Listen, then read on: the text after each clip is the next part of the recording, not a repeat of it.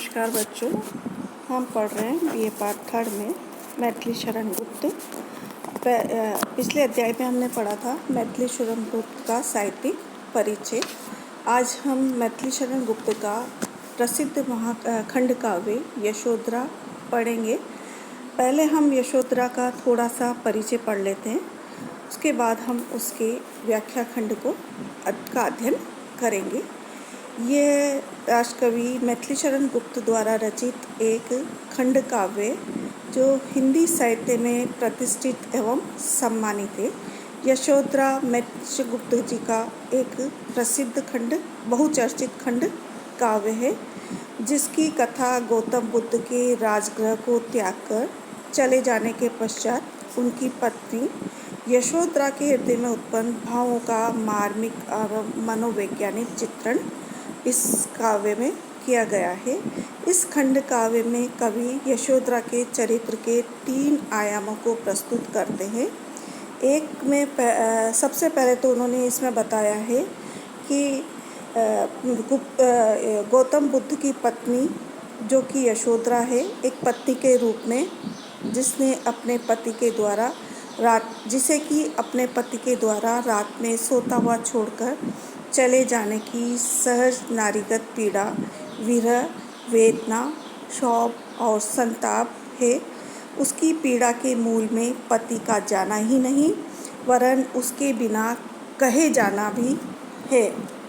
दूसरा आयाम कवि ने प्रस्तुत किया है कि यशोधरा का जो मातृत्व और वात्सल्य है वह अत्यंत ही प्रभावशाली रूप से सामने आया है। जहाँ वह एक ओर अपने पुत्र का पिता की अनुपस्थिति में लालन पालन करती है, वहीं दूसरी ओर वह अपने पुत्र को दुलार ही नहीं अपितु प्रेरणा भी देती है। तीसरे आयाम में कवि ने प्रस्तुत किया है यशोधरा का मनोवैज्ञानिक रूप। यशोधरा के मनोवैज्ञानिक अनुभव को कवि ने यहाँ प्रस्तुत किया है, जिसमें वह पति का वियोग सहते हुए इस बात पर गर्व करती है कि मेरे पति मुझसे बिना कहे गए हैं तो कोई बात नहीं, पर वह लोक कल्याण के लिए गए हैं, अतः उन्हें इतनी सफलता मिले और मैं उनकी सफलता की कामना करती हूँ। इस तरह यशोधरा के रूप में गुप्त जी ने भारतीय नारी का जो प्रतीक रचा है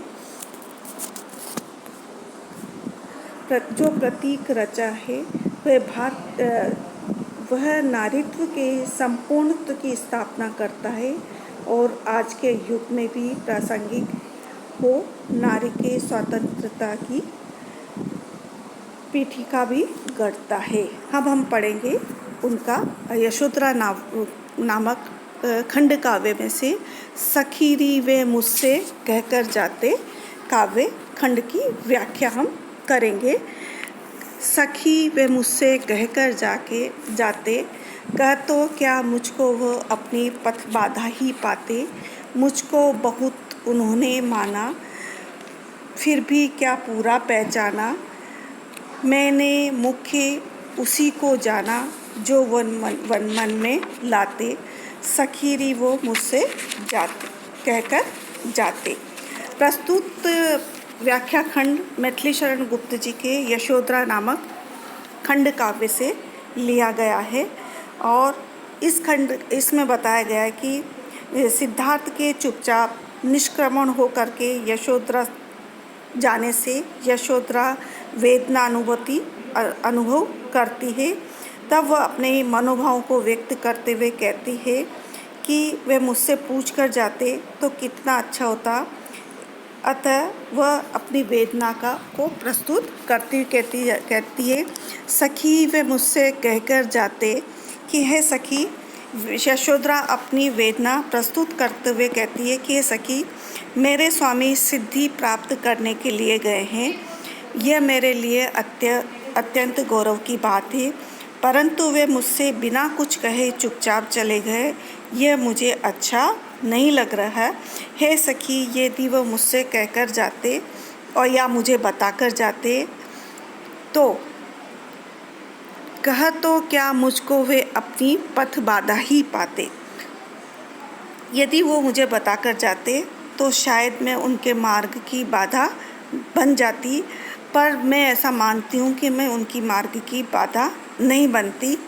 मुझको बहुत उन्होंने माना, मेरे प्रियतम ने मुझे बहुत मान सम्मान दिया है, फिर भी क्या पूरा पहचाना, फिर भी वो मुझे पहचान नहीं पाए हैं।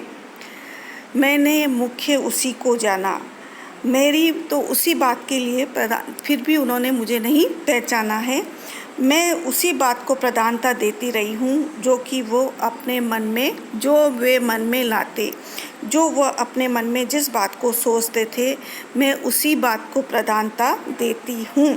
आशय है कि मन में यदि निष्क्रिय करने का विचार, निष्क्रमण यानी जाने का विचार था, तो वो शायद मुझसे साफ साफ कह देते, तो मैं एक आदर्श पत्नी की तरह उन्हें नहीं रोकती, उनके मार्ग में बाधा नहीं बनती। लेकिन वह मुझसे कह कर के बिना कहे ही चुपचाप चले गए। ये उन्होंने अच्छा नहीं किया है। अब हम बच्चों कल अध्ययन करेंगे।